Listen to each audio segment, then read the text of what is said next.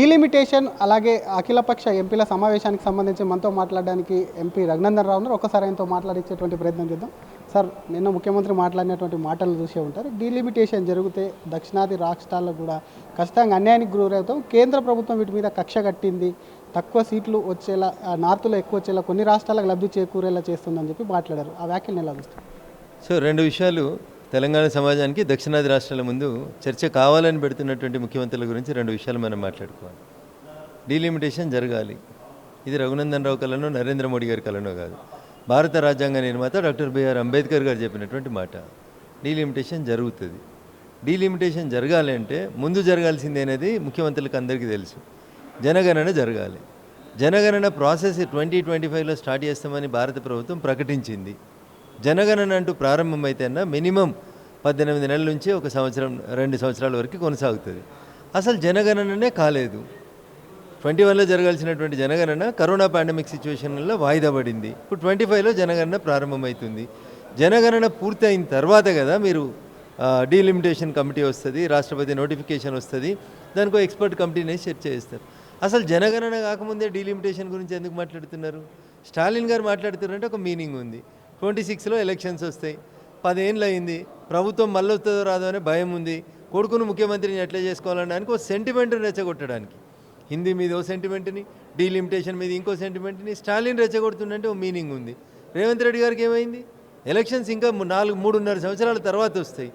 ముందు జనగణన జరగాలి, తర్వాత కమిటీ ఏర్పాటు జరగాలి, తర్వాత పార్లమెంట్లో చర్చ జరగాలి. దానికి ఒక పెద్ద ప్రొసీజర్ ఉంటుంది. ఆలు లేదు సూలు లేదు, కొడుకు పేరు సోమలింగం అన్నట్టు జనగణన కాకముందే ఇప్పుడు ఏదో జరిగిపోయింది డీలిమిటేషన్ వల్ల నష్టం జరుగుతుంది. నువ్వు ఇచ్చిన 6 గ్యారెంటీలు ఏమవుతున్నాయి? నువ్వు ఈ రాష్ట్రానికి వచ్చిన 14-15 నెలల్లో ఏం చేసినావు? గదాని గురించి మాట్లాడుండ్రి. డీలిమిటేషన్ గురించి జనగణన అయిపోయిన తర్వాత మీ నాయకుడు ఉన్నాడు కదా, రాహుల్ గాంధీ పార్టీలో ప్రతిపక్ష నాయకుడు, ఆయన మాట్లాడతాడు. జనగణన కాకముందే జనగణనలో 2001 సెన్సెస్ తీసుకోవాలన్నా, 2011 సెన్సెస్ తీసుకోవాలన్నా, 2025 సెన్సెస్ తీసుకోవాలన్నా పార్లమెంట్లో చర్చ జరుపుతాం. భారత రాజ్యాంగ స్ఫూర్తికి భిన్నంగా ఒక్క అడుగు కూడా నరేంద్ర మోడీ గారి ప్రభుత్వం వేయదు. 100% డాక్టర్ బిఆర్ అంబేద్కర్ గారు రాసిన భారత రాజ్యాంగానికి లోబడే డీలిమిటేషన్ అయినా ఇంకొకటైనా జరుగుతుంది. దీని మీద ముఖ్యమంత్రి రేవంత్ రెడ్డికి అవగాహన లేదంటారా? ఎందుకంటే ఆయన నిన్న మాట్లాడుతూ కూడా దీని మీద కూడా కోట్ చేస్తూ ముందుగా దీని మీద నేనే మాట్లాడాను, ఆ క్రెడిట్ కూడా నాకే వస్తే అప్పుడు దీన్ని అంతా కూడా స్టాలిన్ అందుకున్నాడు అనే విధంగా మాట్లాడారు నిన్న. ఇప్పుడు వీళ్ళకి ఎంతసేపు ప్లేట్ బ్రేకింగ్లు, స్లేట్ బ్రేకింగ్లు, క్రెడిట్ల కోసం తప్ప ఈ ఏడుపు ఇంకొకటి కాదు. నేను అందుకనే అడుగుతా ఉన్నా, నీ ఏడుపు ఏముండాలి? ప్రజలు నీ కోటేసి నిన్ను తెలంగాణ ముఖ్యమంత్రి చేసిర్రు, ప్రజాపాలన అన్నావు, మార్పు కోసం అన్నావు. గాంధీ భవన్ ముంగట వచ్చి 2 లక్షల లోన్ రాలేదని ఫోటోలు పట్టుకొని దిగుతూ ఉన్నారు గాంధీ భవన్ ముంగట. దాన్ని అడ్రస్ చేయి. ప్రతి మంగళవారం మా మంత్రులు కూర్చుంటారు, ప్రజా సమస్యల్ని పరిష్కారం చేస్తారు ప్రజాభవన్లు అన్నాడు. ఎంతమంది మంత్రులు కూర్చున్నారు? ఎన్ని మంగళవారాలు కూర్చున్నారు? వచ్చిన సమస్యలు ఎన్ని? పరిష్కరించిన సమస్యలు ఎన్ని చెప్పు. గివి చెప్పమంటే మేము ఆడబిడ్డలకి బస్సులు ఇస్తే బీజేపీ వాళ్ళ కళ్ళు కుడుతున్నాయి. What is this non sense? నీ ప్రభుత్వ గవర్నెన్స్ గురించి మాట్లాడుకుందాం, దాని గురించి చర్చ పెట్టుకుందాం. రేవంత్ రెడ్డి గారు అటెన్షన్ డైవర్షన్ చేసేటువంటి తన అసమర్థతల్ని, తన సొంత పార్టీలో జరుగుతున్నటువంటి కుమ్ములాటల్ని కప్పిపుచ్చుకోవడానికి రోజుకోటి పక్కన ఉండేటువంటి మా పిఆర్ఓలు రాసి ఇచ్చేటువంటి మాటల్ని మాట్లాడుతున్నారు తప్ప ఇందులో ఏది కూడా వాస్తవం కాదు. డీలిమిటేషన్ పార్లమెంట్లో చర్చ జరుగుతుంది, రాష్ట్రపతి గారు నోటిఫికేషన్ ఇస్తారు. ఈ రెండూ జరగాలంటే ముందు జనగణన జరగాలి. దయచేసి జనగణన జరిగేటువంటి 18 నెలలు మీరు ఇతర అంశాలని మాట్లాడకుండా మౌనంగా ఉండమని నేను ఈ ముఖ్యమంత్రి గారికి తెలియజేయదలుచు. ఒకవైపు స్టాలిన్ లేఖలు కూడా రాశారు ఉన్నటువంటి రాష్ట్రాల సీఎంలకు. చాలా ఇప్పుడన్నా ఇవన్నీ అరిగిపోయిన రికార్డులు, పనికిరాని, చెల్లని రూపాయికి గీతలు ఎక్కువ. స్టాలిన్ కాలం ముగిసిపోతుంది, కథ ముగిసిపోతుంది. అందుకని ఇవన్నీ టెంప్ట్ చేసేటువంటి, రెచ్చగొట్టేటువంటి, తమిళనాడులో హిందీ బోర్డుల మీద నల్ల పెయింట్ గీసేటి, ఇవన్నీ ఎమోషన్స్ కనబడతలేవన్న. 10 ఏళ్ళ నీ పాలనలో ఏం చేసినావో చెప్పుకో.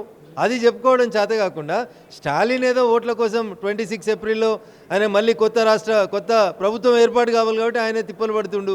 మునిగిపోయే పడవ కాబట్టి కొంచెం ఇది చేస్తుంది. తెలుగులో సామెత చెప్తారు కన్నా, దీపం ఆరిపోయే ముందు వెలుతురు ఎక్కువ ఇస్తుంది. స్టాలిన్ లొల్లి గది. రేవంత్ రెడ్డి కూడా అట్లే టైం ఏమైనా దగ్గరకు వచ్చిందని భావిస్తున్నామో మరి ఆయన అడుగుర్రి. నాకు తెలియదు మరి ఈ పక్కోడు ఆ పక్కోడు ఎవడైనా గుంజుకపోతాడేమో.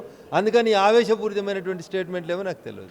ఎంపీల అఖిలపక్షం మీటింగ్కు మీకు ఆహ్వానం లభించిందా? ఒకవేళ ఎందుకు వెళ్ళలేదు? వస్తే 24 గంటలు నోటీస్ ఇస్తే ఎంపీలంతా ఖాళీ కూర్చుంటారు, ఎప్పుడు ఎవరు వెళ్తారా అని చూసుకుంటా కూర్చుంటారు అన్న. We have a programme for 1 week to 10 days ఉంటుంది. కొంచెం ముందు సమయం ఇచ్చి చేస్తే అయిపోతుంది. అయినా దీంట్లో నాదొక సూచన, నువ్వు ఎవరితో కొట్లాడదాం అనుకుంటున్నావు? కేంద్రంతో కొట్లాడదాం అనుకుంటున్నావు. సమస్యలు ఏడున్నాయి? కేంద్రం దగ్గర ఉన్నాయని మాట్లాడుతున్నావు నువ్వు. మరి కిషన్ రెడ్డి గారిని పిలిచి చెప్పి కిషన్ రెడ్డి గారిని కలిసి ఎట్లా జనవరిలో కలిసినావు కదా, మళ్ళీసారి కలిసి అయ్యా కిషన్ రెడ్డి గారు ఢిల్లీలో ఉన్నాం, పార్లమెంట్ నడుస్తుంది, అందరం మొత్తం ఒక ఆదివారం నాడు భోజనాలు పెట్టి మీటింగ్ పెట్టమని చెప్పు. అట్లా ఉండాలి. కానీ ఆయన ఏదో డిక్లేర్ చేసుకొని వనపర్తి బహిరంగ సభలు ఎవరి కోసం డిక్లేర్ చేసుకొని నేను డిక్లేర్ చేసిన కాబట్టి మీరు రండి ఎట్లయితుంది అన్న? ప్రయర్ నోటిఫికేషన్ కొంచెం సమయం ఇచ్చి నిజంగా అందరికీ వెసులుబాటు ఇస్తే తప్పకుండా వస్తాం. మేమే తెలంగాణ కోసం కొట్లాడిన వాళ్ళం, మీరు తెలంగాణకు వ్యతిరేకంగా తుపాకులు పట్టుకొని తిరిగిన వాళ్ళు కదా, మీరు మాకు శుద్ధులు చెప్తే ఎట్లా అన్నా? మేము తెలంగాణ కోసం కొట్లాడినాం, ఈ గడ్డ కోసం కొట్లాడతాం, ఈ గడ్డ అభివృద్ధి మాతోటే అవుతుందని చెప్పి నరేంద్ర మోడీ గారి నాయకత్వంలో మేము 100 సార్లు చెప్పిన వాళ్ళం. ఎస్, నీకు జెన్యూన్గా సమస్య ఉంటే we are ready to come with you. కానీ నీ సమస్య జెన్యూన్ కాదు, నీ సమస్య రాజకీయ సమస్య. నీ సమస్య ఎస్ఎల్బీసీ టన్నెల్లోంచి శవాలు దొరకకపోతే అటెన్షన్ డైవర్షన్ సమస్య. నీ సమస్య నీ మంత్రులు నీ మాట వినకపోతే నీ సమస్య. నువ్వు చేసిన బీసీ జనగణని నీ ఎమ్మెల్సీ తగులబెడితే అది నీ సమస్య. నీ కొంపకు నిప్పంటిందని అందరి కొంపలకు నిప్పంటించాలనుకుంటే ఎట్లయితుందన్న? This is very unfair. Next time ముందుగా చెప్తే వెళ్తారా? అరే వెళ్ళిన అడ్వాన్స్ నోటీస్ ఇచ్చి ఎజెండా అంశాలను పంపిస్తే మేము అంటున్నాం, నీకు ఎందుకు కష్టం? ప్రజాభవన్లో ఢిల్లీకి రా, అందరం ఎంపీలను ఢిల్లీలోనే ఉంటాం, కలవాల్సింది ఢిల్లీలో మంత్రుల్ని, పరిష్కరించాల్సింది ఢిల్లీలో మంత్రులే. మొన్న పోయి కలిసినావు కదా నరేంద్ర మోడీ గారికి. మీ నాయకుడు రాహుల్ గాంధీ ఇచ్చిండో ఇవ్వలేదో అపాయింట్మెంట్, కానీ మేమైతే ఇచ్చినాం కదా. మేము ఫెడరల్ స్ఫూర్తిని గౌరవిస్తున్నాం కదా. మేము ఖచ్చితంగా ముఖ్యమంత్రిగా నేను గౌరవిస్తాం. But the way in which you are presenting the cases గలత్ అయ్యవు. వచ్చే నెలలో కేసీఆర్ భారీ బహిరంగ సభ పెడతాడంట. దానికి సంబంధించి పార్టీ పెట్టి 25 సంవత్సరాలు పూర్తి అవుతున్న సందర్భంగా బీఆర్ఎస్ సభను ఎట్లా చూస్తారు? సభ బీఆర్ఎస్ ఉందంటారు రాష్ట్రంలో. టీఆర్ఎస్ బీఆర్ఎస్గా మారినప్పుడే ప్రజలు వీఆర్ఎస్ ఇచ్చారు. వాలంటరీ రిటైర్మెంట్ ఇచ్చి చంద్రశేఖరరావు గారిని ఫామ్ హౌస్లో కూర్చోబెట్టిర్రు. వాళ్ళు సభ పెడతారా? 10 ఏళ్లలో దోసుకున్న పైసలు ఉన్నాయి కాబట్టి ఇంటికి 1000 రూపాయలు ఇచ్చి మీటింగ్ ఒక్కరిని తెచ్చుకుంటారా? దీంతో మాకేం సంబంధం అన్న? జనానికి ఏం లాభమో చెప్పుండ్రి. ప్రతిపక్షంగా నీకు హోదా ఇచ్చిర్రు, ప్రతిపక్ష నాయకుడిగా నీకు బాధ్యత ఇచ్చిర్రు. ప్రజాస్వామ్యం పరిడవిల్లాలంటే పాలకపక్షం ఎంత బలంగా ఉంటే ప్రతిపక్షం అంత బలంగా ఉండాలి. పని చేయమంటే ఫామ్ హౌస్లో పడుకొని ఫామ్ హౌస్కి వెళ్ళి సార్ పార్టీ ఆఫీస్కి వస్తాడు. టీవీ ఛానళ్ళు పొద్దుగాల 6 నుంచి రాత్రి 6 దాకా నడుపుతాయి. గజ్వేల్ ఎమ్మెల్యే గజ్వేల్ ఇంట్లోకి వెళ్ళి ఆయన పార్టీ ఆఫీస్కి వచ్చిండు. ఫామ్ హౌస్ ఆయన ఇళ్ళనే చెప్తాడు కదా. ఆయన ఎక్కడ ఎమ్మెల్యే? గజ్వేల్ ఎమ్మెల్యే గజ్వేల్ ఇంటికి వెళ్ళి బయలుదేరి తెలంగాణ భవన్కి వస్తే పొద్దుగాల నుంచి పొద్దుగా దాకా టీవీలలో ప్రగతి భవన్కో ఫామ్ హౌస్కో బయలుదేరిన చంద్రశేఖరరావు ఏందన్నా? ఏముందన్న? బయలుదేరి వచ్చి ఏం చేసిండు? 18 నెలలో 14 నెలలో విరామం తర్వాత అప్పుడు మంచు కురిచేటప్పుడు కొన్ని జంతువులు మంచు కింద హైబర్నేషన్ అంటాం సైన్స్ టీచర్గా మేము. అంటే మంచు కింద దాక్కొని తమ శరీరాన్ని కాపాడుకుంటాయి. అట్లా 14 నెలల తర్వాత తన ఇంటికి వెళ్ళి తన ఆఫీస్కి వచ్చిండు. ఏముందన్నట్లా? ఎవరిని ఉద్ధరించిండు? ఏం లాభం జరిగింది ప్రజలకి? స్లేట్ బ్రేకింగ్లు ఏమున్నాయన?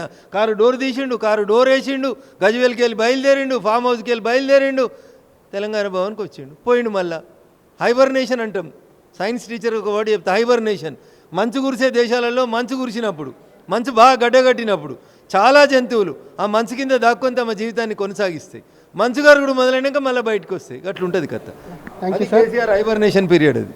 Thank you sir. ఇది ఒకవైపు డీలిమిటేషన్కు సంబంధించి సీఎంకు అవగాహన లేదు, అవగాహన రహిత్యంగా కూడా మాట్లాడుతున్నారు. ముందు జనాభా లెక్కలు చూడాలి, వాటికి సంబంధించి కూడా సెన్సెస్ అనేది జరగాలి, వాటి అన్నీ అయిన తర్వాత కూడా జరుగుతాయి. మరొక పక్క డీలిమిటేషన్కి సంబంధించినటువంటి అంశం స్టాలిన్ మాట్లాడుతున్నారంటే ఒక అర్థం ఉంది. అక్కడ 10 ఏళ్ళు కూడా ఒకవైపు స్టాలిన్ వచ్చి ఉన్నారు కాబట్టి ఇక్కడికి సంబంధించి సీఎం ఇంకో 3.5 ఏళ్ళు ప్రజలకు ఇచ్చినటువంటి వాగ్దానాలు ఏమి అవి చెప్పాలి అని చెప్పి దాని మీద ప్రశ్నిస్తుంది. అఖిలపక్ష మీటింగ్ ఏదైతే ఉందో ఎంపీలకు పని ఉండదా? ముందస్తుగా సమాచారం లేకుండా ఏ విధంగా అఖిలపక్షం ఏర్పాటు చేస్తారు? అసలు కేంద్రంతో పోరాడుతున్నప్పుడు ఇటు రాష్ట్రం నుంచి కూడా కిషన్ రెడ్డి కేంద్ర మంత్రిగా ప్రాతినిధ్యం వహిస్తున్నారు కాబట్టి ఆయన వద్దకు వెళ్ళి ఉన్నటువంటి సమస్యల్ని తెలిపితే డెఫినెట్గా దానికి సహకరిస్తాం, నెక్స్ట్ టైం ఉంటే ఖచ్చితంగా కూడా దాని నుంచి ఆలోచిస్తామని చెప్పింది. బీఆర్ఎస్ సభకు సంబంధించి వచ్చే నెలలో పెట్టేటువంటి సభ ఏదైతే ఉందో ఆ సభకు సంబంధించి మాత్రం ప్రశ్నిస్తూనే ఒకవైపు టీఆర్ఎస్ బీఆర్ఎస్గా మారినప్పుడే వాళ్ళకి వీఆర్ఎస్ ఇచ్చారు కాబట్టి ప్రతిపక్ష హోదా ఇచ్చినటువంటి కేసీఆర్కి ఎందుకు ఫామ్ హౌస్లో పడుకుంటున్నారని ప్రశ్నిస్తుంది. మరొక పక్క కొన్ని సీజన్కు సంబంధించి జంతువులు ఏ విధంగా రెస్ట్